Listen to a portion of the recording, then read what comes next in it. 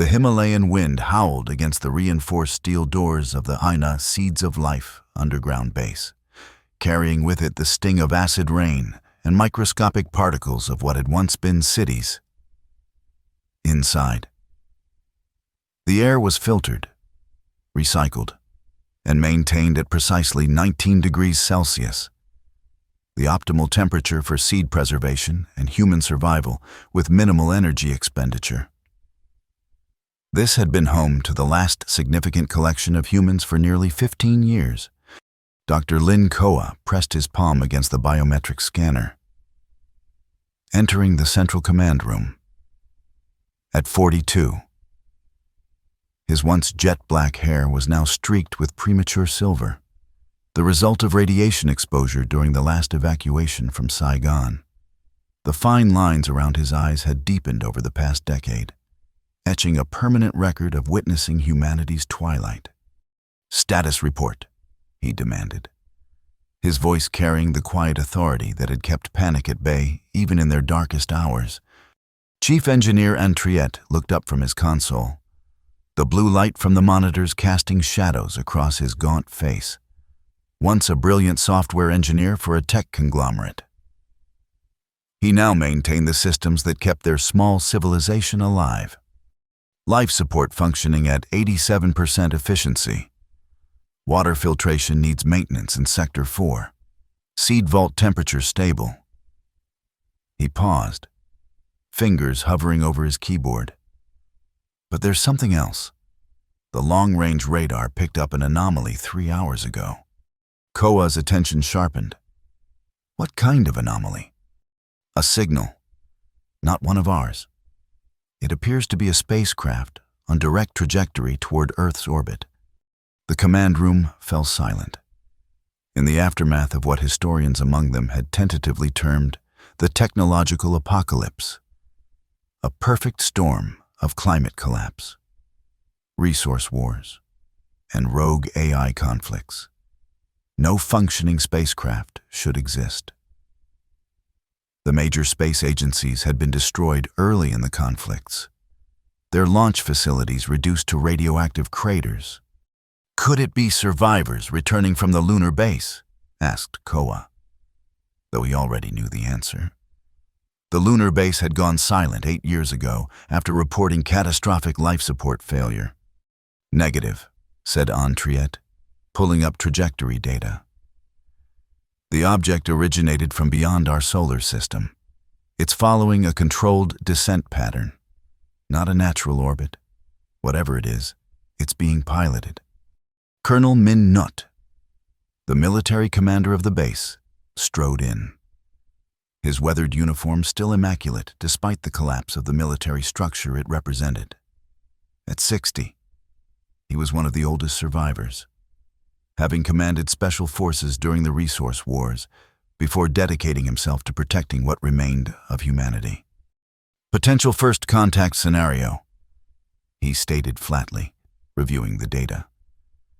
"Or a new threat. Either way, we need to prepare the defense systems."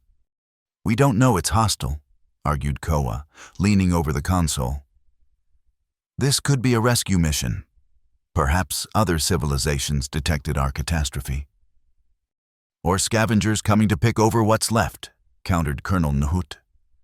"We can't afford optimism. Dr. Koa, not anymore." The debate that followed divided the command staff along predictable lines. The military contingent favored shooting down the approaching craft before it could pose any threat. The scientific team, led by Koa, advocated for caution and attempted communication. But beneath the arguments lay a desperate, unspoken hope that whatever approached might offer salvation for a dying world. "I need access to the long-range communication array," Koa insisted. "We should at least try to make contact before making decisions that could doom us all." Colonel Newt's jaw tightened, but he eventually gave a curt nod. 6 hours. You have 6 hours to establish communication. After that, I'm activating the defense grid." Koa and Antriette worked feverishly, analyzing the signal patterns emitting from the approaching craft. They were unlike any known human communication protocol. Complex mathematical sequences interspersed with what appeared to be biochemical formulas. "These aren't random," muttered Triet, his eyes scanning line after line of code. "There's a pattern here, a language based on universal constants. It's beautiful." "Can you decipher it?" Koa asked, aware of the clock ticking down. "Not fully, but parts of it." And Triet manipulated the holographic display, isolating segments of the transmission. "This section here, it's describing a process, something about molecular recombination and atmospheric regeneration." Koa felt a chill run down his spine. "They're talking about terraforming." "Not exactly." And Triet corrected, excitement building in his voice. "More like resurrection, ecological resurrection. They're describing a process to restore a dead world. Hope, that dangerous emotion they had all learned to suppress, flared in Koa's chest. "We need to respond, now, using the universal language of mathematics and basic physical constants." They crafted a reply: Earth's coordinates, the state of their biosphere, a desperate plea for assistance. It was a gamble that could expose their position to a potential enemy. But the alternative was to continue their slow march toward extinction. As they worked, an alarm blared from the adjacent laboratory. Koa sprinted down the corridor, and Triet close behind. The sight that greeted them sent a wave of dread through the scientist. The seed vault's containment had been breached, toxic compounds leaking into the sterile environment. "Evacuation protocol," Koa shouted, activating the emergency systems. "Seal off the contaminated sectors." Workers scrambled to secure the precious seed samples. Decades of careful preservation threatened in an instant. Amid the chaos, Koa noticed something strange. The pattern of the contamination wasn't random. It had started precisely at the moment they had begun transmitting their response to the alien craft. "This isn't a coincidence," he whispered to Triet as they helped evacuate the research team. "Someone or something triggered this. Someone who doesn't want us communicating with whatever's up there." Security footage confirmed his suspicions. A shadowy figure had accessed the environmental controls moments before the breach. The face was carefully obscured, but the security clearance used belonged to a member of the military council. With the seed vault compromised and Colonel Newt's deadline approaching, Koa made a decision that would alter the course of what remained of human history, using his emergency override codes. He accessed the base's most restricted area, the control room for a prototype space transmission device designed before the collapse. "What are you doing?" Triet asked, nervously watching the door. "If Colonel Newt finds us here, he's planning to shoot down our only hope without giving us a chance to understand what it offers." Koa replied, activating the long-dormant systems. "I need to see what's inside that ship." This neural interface was designed to remotely access satellite systems. "If I can reconfigure it." "You're going to try to hack an alien spacecraft?" Triet's voice rose in disbelief. "That's insane, even for you." "Not hack," Koa corrected, connecting neural sensors to his temples. "Communicate. Direct brain-to-system communication was the last breakthrough before everything fell apart. If their technology is advanced enough, there might be compatibility." Before Triet could protest further, Koa activated the system. His body went rigid as his consciousness was thrust through the digital ether, past the atmosphere, and into the approaching vessel. What he experienced defied explanation in human language. A sensory overload of information, emotions, and purpose flooding his mind. When he returned to his body, gasping and trembling, his eyes held a new light. "What did you see?" Henriette demanded, helping his friend to a chair. "Everything," whispered Koa. "They call it the Resurrection Protocol. It's not a weapon or an invasion. It's a gift, a technology to rebuild our biosphere, restore the atmospheric balance, regenerate extinct species from preserved genetic material." "Who are they?" Koa's expression was one of wonder mingled with uncertainty. "Not who? What?" "The entity piloting that ship is a hybrid, part biological, part cosmic. A seed, grown from the remains of another dead world, carrying the knowledge of countless civilizations that faced extinction before us." As they rushed back to the command center with their discoveries, they found Colonel Nutt already mobilizing the defense systems. "Stand down," ordered Koa, stepping between the colonel and the control panel. "What's coming isn't a threat. It's salvation. You've exceeded your authority, Doctor."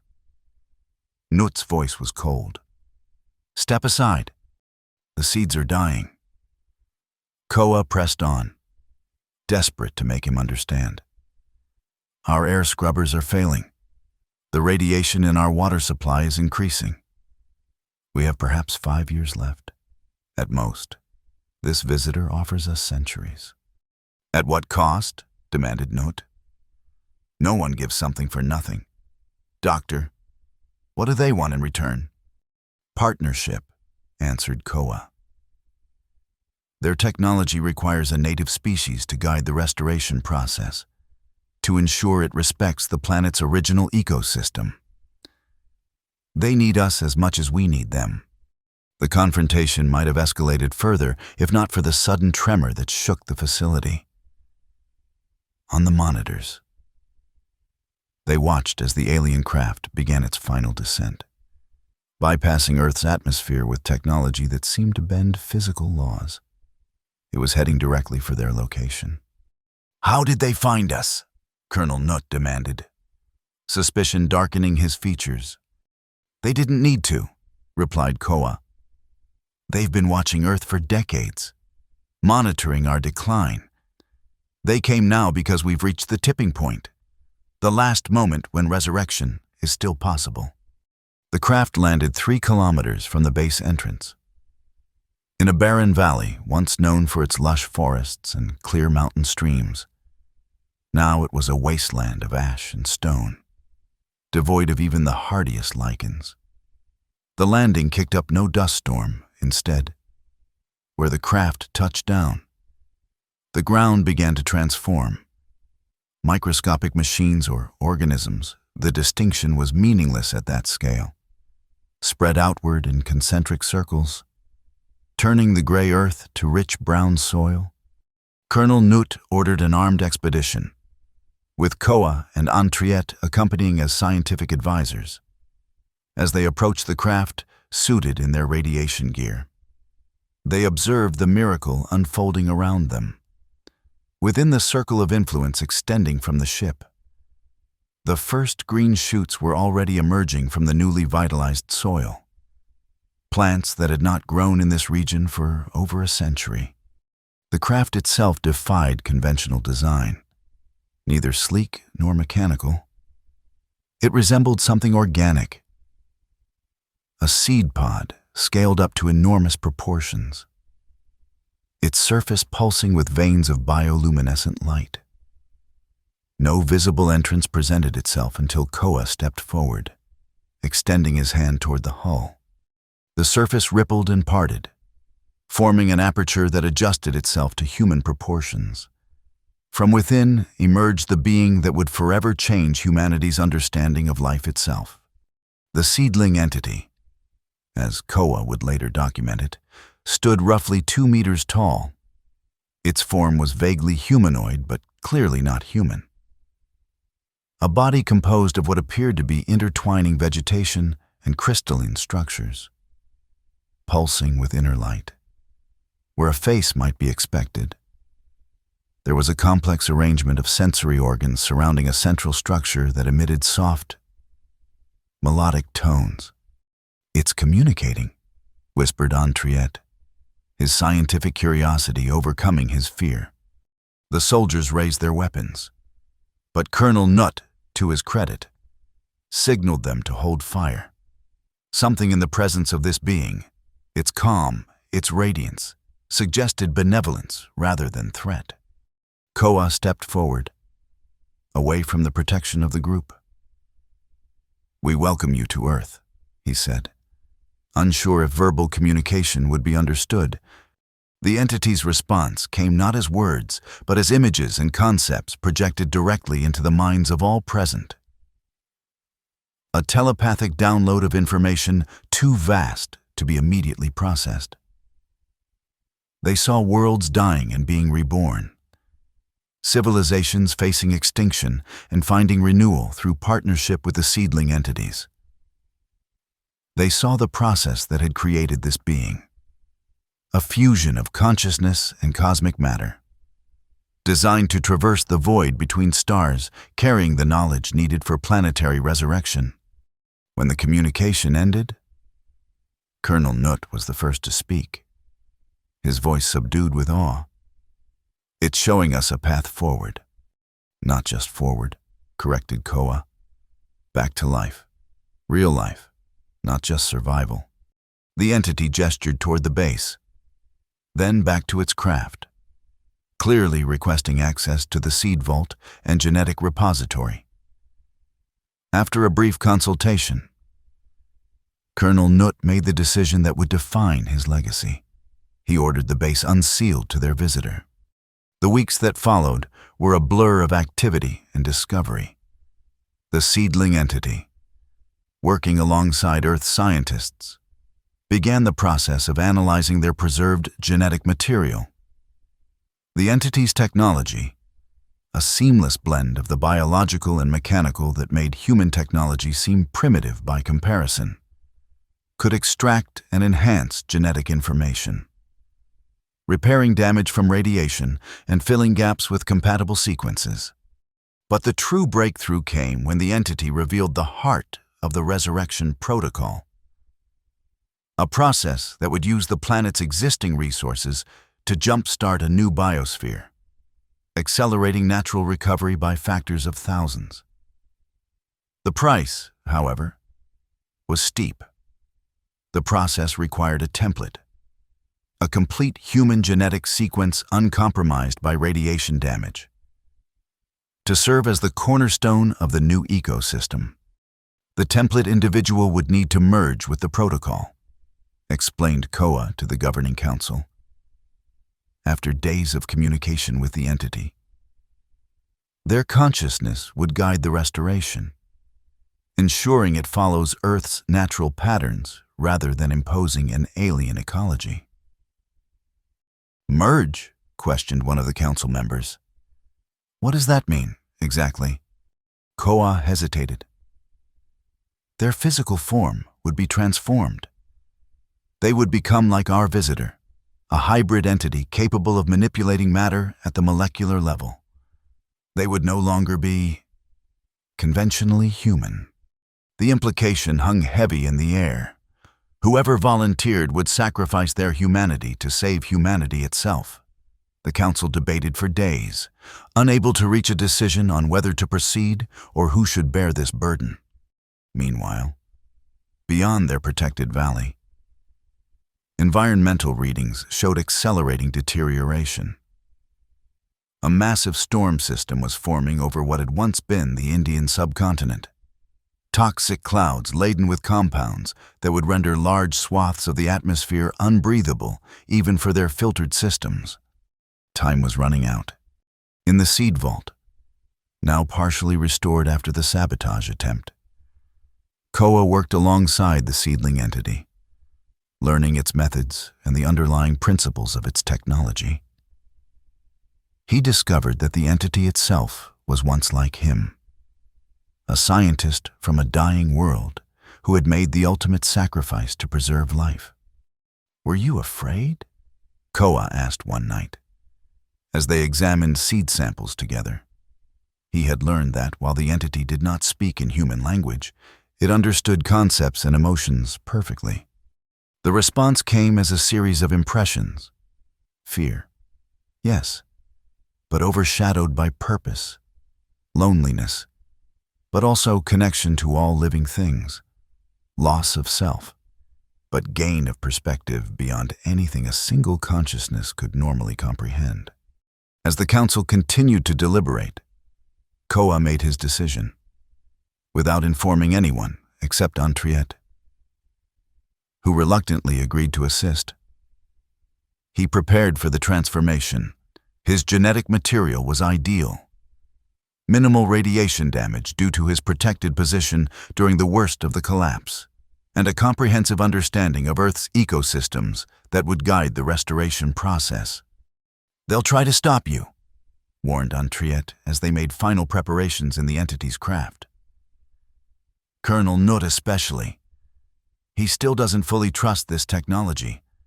By the time they realize what's happening, it will be too late to stop, replied Koa, his resolve firm despite his fear. The initial phase will be self-sustaining once triggered. The seedling entity had prepared a chamber within its craft, a translucent pod filled with a luminescent fluid that would facilitate the transformation. As Koa prepared to enter, alarms blared throughout the base. The saboteur had struck again, this time releasing a deadly pathogen in the residential sectors. "It's a diversion," realized Antriette, checking the security feeds. "Someone knows what we're planning."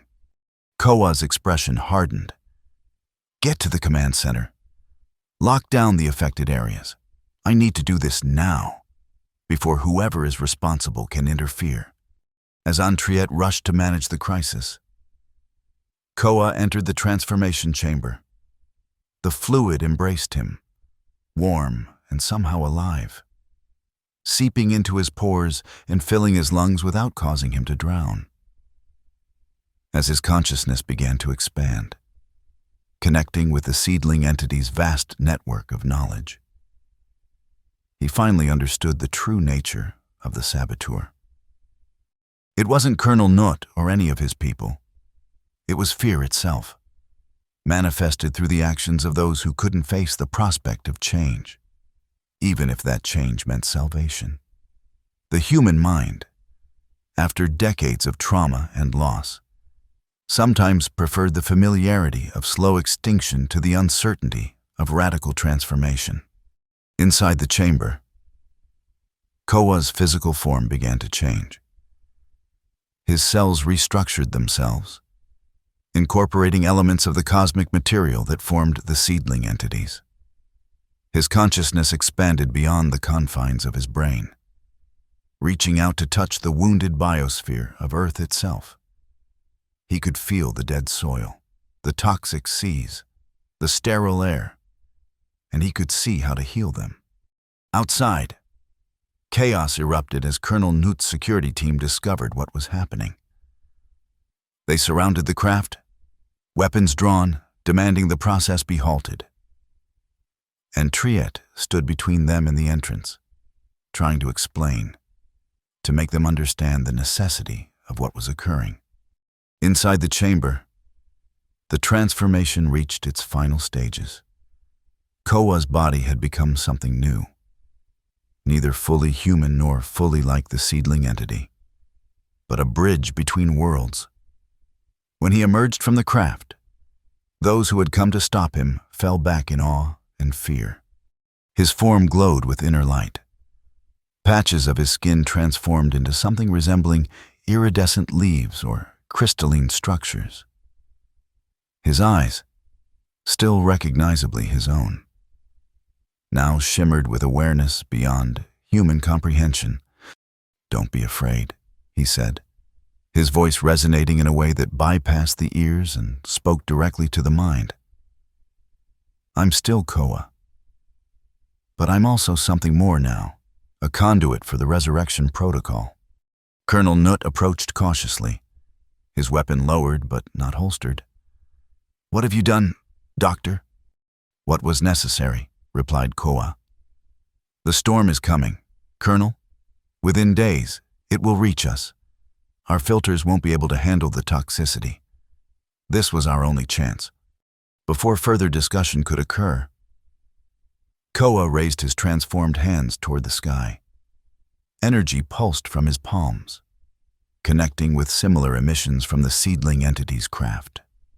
Together, they created a field of influence that expanded rapidly outward, a wave of regenerative energy that began to transform the immediate environment. The process, once initiated, could not be stopped. It spread like ripples in a pond, accelerating as it moved outward. Where it passed, dead soil became fertile again. Toxic compounds broke down into harmless components. The very air began to clear, the perpetual haze that had blanketed the region for decades beginning to disperse. But the process wasn't without its dangers. As the wave of transformation spread, it encountered pockets of instability, regions where human technology or natural disasters had created conditions that reacted unpredictably with the resurrection protocol. Earthquakes shook distant regions. Strange weather patterns formed and dissipated. For a terrifying period, it seemed as though they might have exchanged slow extinction for catastrophic destabilization. Koa and the original seedling entity worked frantically to stabilize the process, adjusting parameters as they monitored the global effects. Their consciousness, now partially merged and expanded beyond normal human perception, could sense the planet's system struggling to find new equilibrium. "It's too much, too fast," gasped Koa, his transformed body showing signs of strain. The protocol was designed for gradual implementation, not this emergency acceleration. The seedling entity communicated understanding and a solution. They would need to create anchor points around the planet, locations where the protocol could be modulated and adjusted to local conditions. This would require distributing themselves, sending portions of their consciousness to guide the process at critical junctures. "We'll need help," Koa told the assembled leaders of the base. "Volunteers to travel to the anchor points and host fragments of our consciousness temporarily. They won't be transformed as I was, but they'll be conduits for our guidance." The request was met with understandable hesitation. However, as the visible benefits of the transformation became increasingly apparent, the first rainfall in years that didn't burn the skin, the emergence of plant life thought extinct, volunteers stepped forward. Colonel Nut, to everyone's surprise, was among the first. "I've spent my life fighting to protect what's left," he said simply. "If this is how we save it, then that's my duty." Teams were dispatched to former population centers where the infrastructure still existed to support their work. Each carried a fragment crystal, a small piece of the transformed matter that would allow Koa and the seedling entity to extend their consciousness to that location and fine-tune the resurrection protocol. For months, they worked tirelessly, guiding the planetary transformation through its most critical phases. There were setbacks, regions where the damage was too severe for even the protocol to repair quickly, unexpected interactions with lingering weapon systems or damaged nuclear facilities. But gradually, steadily, Earth began to heal. The skies cleared enough for sunlight to reach the surface without dangerous levels of radiation. The acid content of the rain decreased until it could nourish rather than burn. In the oceans, microbial life exploded, beginning the long process of restoring marine ecosystems. From the carefully preserved seed vault, plants were reintroduced to the environment, now capable of surviving and thriving. As the one-year anniversary of the transformation approached, the base that had been humanity's last refuge opened its doors permanently. The air outside was breathable without filters. The soil could support agriculture, Life, tentative but determined, was returning to the planet. Koa, now permanently transformed, found his new existence both wondrous and isolating. His consciousness could touch the furthest reaches of the biosphere, feel the first stirrings of recovered ecosystems across continents.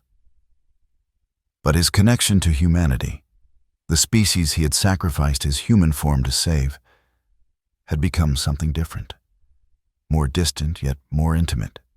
And Triet remained his closest human connection, the bridge between his new state of being and his former life.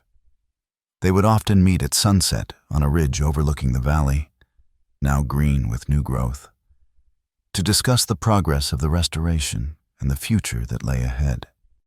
The council is discussing expansion, and Triet told him during one such meeting. Establishing new settlements where the protocol has been most successful. There are children being born now, the first generation that might grow up under open skies. Koa's transformed face, still recognizable but altered, with patterns of light flowing beneath translucent skin, showed complex emotions. They'll need guidance. The world they're inheriting is still fragile, still finding its balance. Will you provide that guidance? Asked Antriet. Some of the council are uncertain about your role going forward. They're grateful, but also afraid of what you've become. What I've become is necessary, replied Koa, a hint of his old stubbornness showing through. The resurrection protocol isn't a one-time event. It's a process that will continue for generations. The seedling entity and I will need to remain active, adjusting and nurturing, until Earth systems can self-regulate again. He paused, looking out over the valley where the first new forest was taking root. But we don't need to govern. Humanity must find its own path forward, learn from its past mistakes. We'll be guardians of the biosphere, not rulers of humanity. The conversation was interrupted by a distant rumble, not an earthquake or storm, but the sound of construction. In the valley below, the first new permanent settlement was taking shape outside the confines of the underground base. Solar panels glinted in the afternoon sun, capturing energy that would power homes without the toxic byproducts that had poisoned the old world. They're calling it New Dawn, said Antriet with a small smile. Bit on the nose, but I suppose it fits. Koa nodded, feeling both pride and concern for these fragile humans taking their first steps back into a world that had nearly killed them. The seedling entity has shared something with me, he said after a moment. Knowledge that it was waiting to reveal until we had passed the critical phase. What kind of knowledge? We're not alone, said Koa simply. There are other worlds that have gone through this process. Other civilizations that have pulled themselves back from extinction with the help of seedling entities. Once our restoration reaches a certain threshold, we'll be able to communicate with them, join a network of resurrected worlds. And Triet's expression showed wonder mingled with caution. Are they like us? Human, I mean. No two are exactly alike, replied Koa. Each resurrection process is guided by the native species of that world, creating unique hybrid entities like what I've become. But the principles are universal. Life finding a way to continue, to adapt, to overcome even extinction-level events. As the sun set behind the mountains, casting long shadows across the newly green valley, Koa reflected on the journey that had brought them to this moment.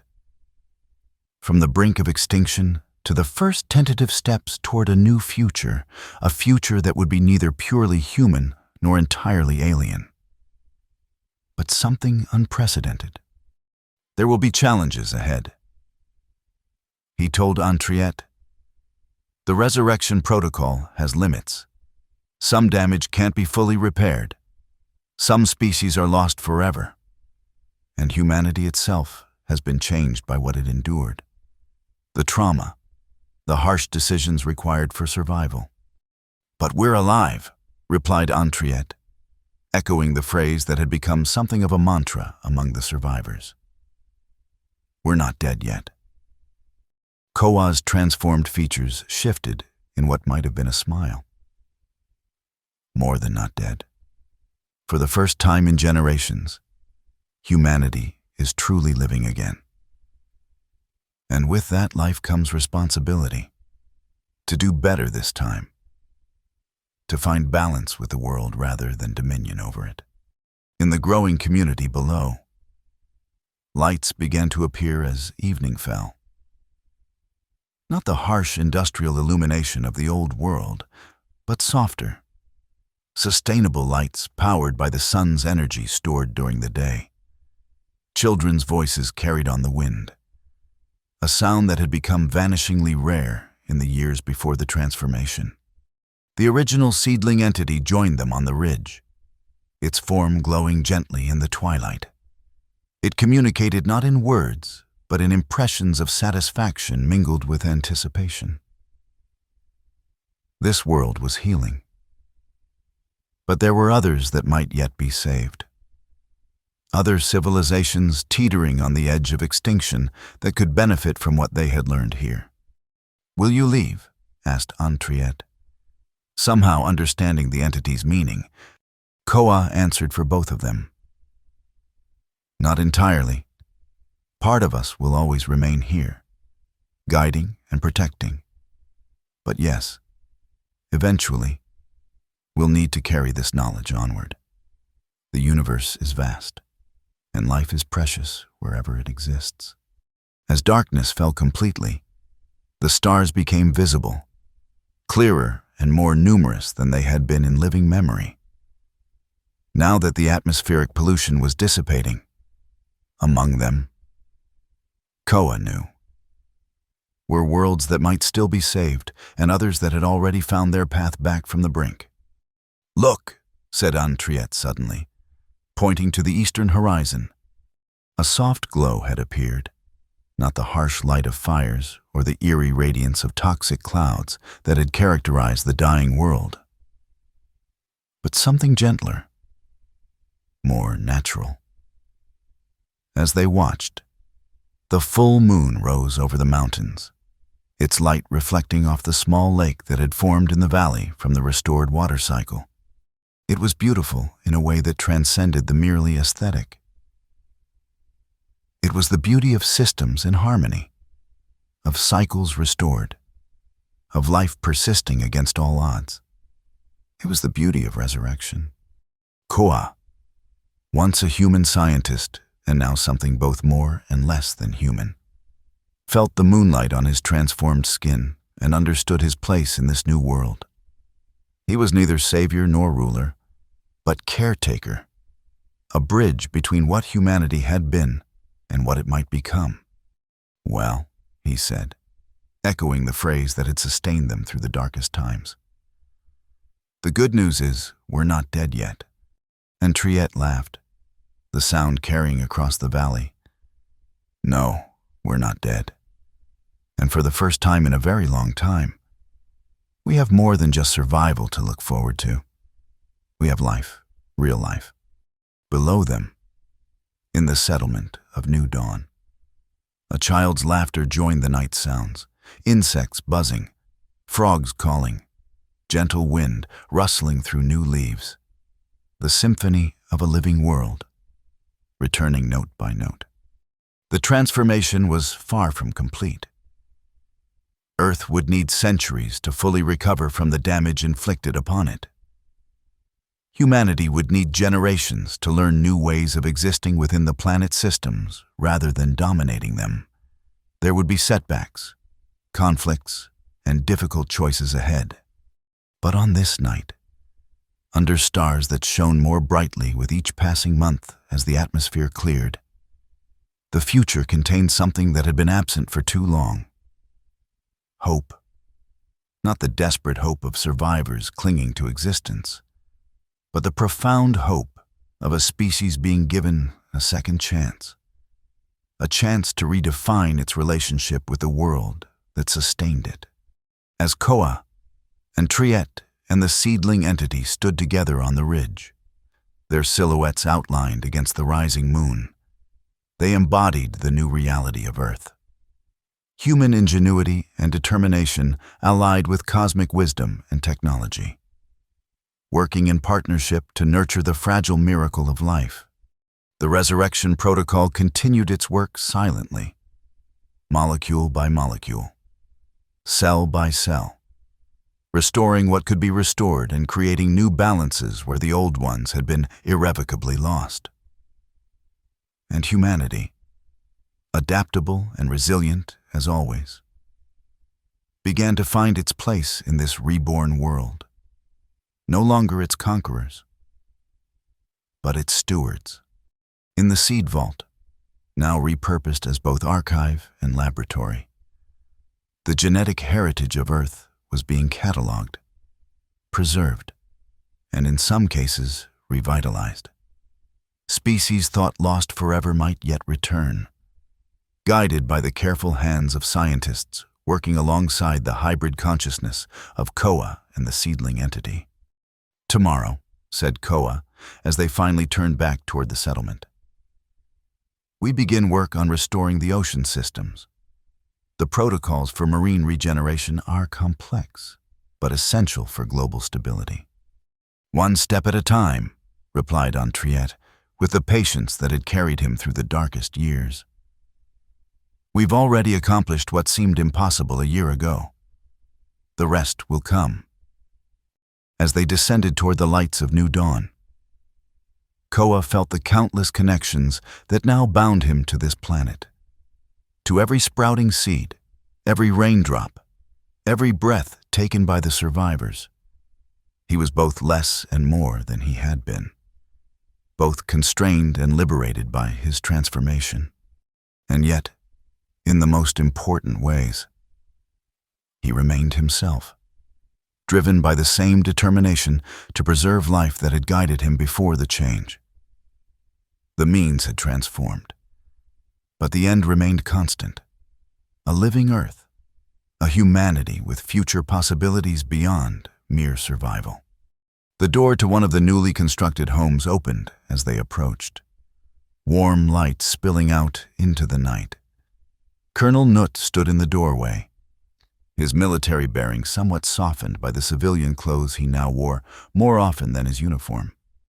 "Dr. Koa," he called, using the title out of habit, though it seemed increasingly inadequate to describe what Koa had become. "The council is meeting to discuss the expansion proposals. Your insight would be valuable." Koa nodded, a gesture that remained human despite his transformation. "I'll join you shortly." As Colonel Nutt returned inside, and Triet gave Koa a questioning look. "You said we wouldn't govern." "Advising isn't governing," replied Koa. "They need to understand the limitations of the restored regions, the timelines for further expansion, knowledge without control." They entered the council chamber together, a simple room in one of the first buildings constructed above ground. Its walls made from sustainable materials generated by the Resurrection Protocol. Around a table fashioned from reclaimed wood sat the leaders of what remained of humanity: scientists, engineers, military personnel, and representatives chosen from the general population. As Koa took his place among them, aware of how his transformed presence still caused some discomfort, he reflected on the long journey that had brought them to this moment. From the brink of extinction to the first tentative steps toward a new civilization, one that might, with guidance and wisdom, avoid the catastrophic mistakes of the past. The discussion that night ranged from practical concerns about resource allocation to philosophical questions about humanity's new place in a transformed world. Throughout it all, Koa offered perspective without imposing solutions, guiding without controlling.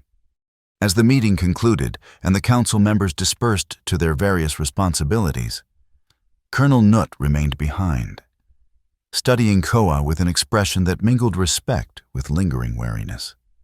"A year ago," the colonel said finally, "I was prepared to shoot down the craft that brought the seedling entity. I believed I was protecting humanity." "You were acting on the best information you had," replied Koa. "Caution kept our people alive when recklessness would have doomed us." "And now," asked Nut, "what keeps us alive now?" Koa considered the question carefully before answering. "Balance, partnership, understanding our place within Earth systems rather than setting ourselves apart from or above them. The same principles that guide the resurrection protocol itself." The colonel nodded slowly. "I'm too old to fully adapt to this new world.